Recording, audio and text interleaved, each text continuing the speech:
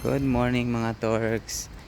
Tagal din tayo hindi nag-video kasi sa Zagreb pa ako noon, tapos ngayon andito na ako sa Split na kahanap ng bagong trabaho as a OFW.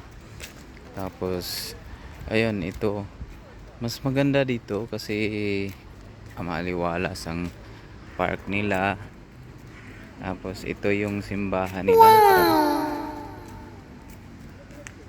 Malaki ng simbahan nila, saka maraming mga old trees, malalaking puno na nirespeto nila talaga. Ito yung old church nila dito sa Split, tagal na yan.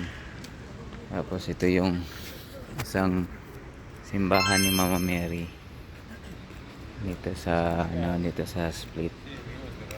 Tapos ito yung harapan nila sa simbahan. Ang pagaganda ng nila, park nila, ito. Saka may statue talaga sila ni Santo Papa, ni Saint.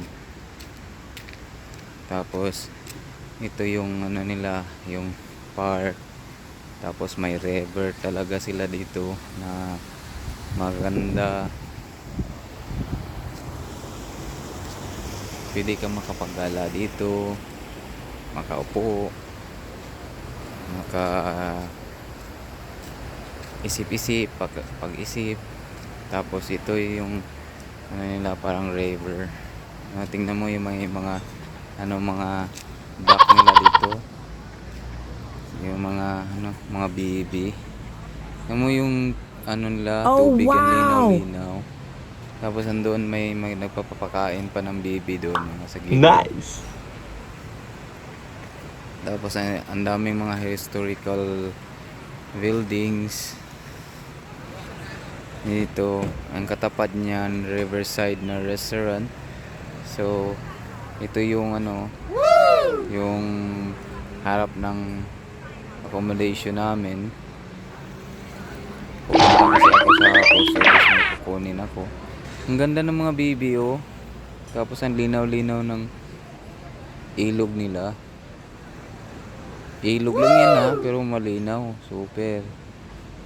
Saka yung mga tao dito, may care sila sa nature nila.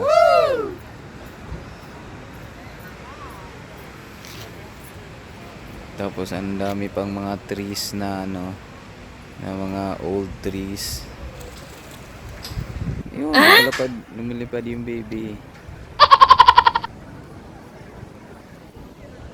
Ang dami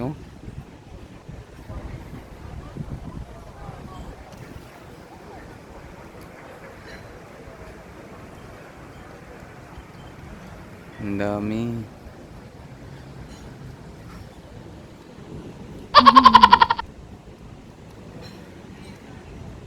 Wala nga lang isda kasi malinaw yung tubig. Wala nga lang isda kasi kinakain ng mga baby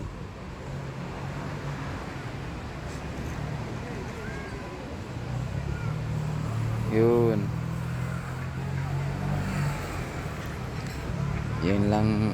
Yun lang muna mga Torks. As for now, bye.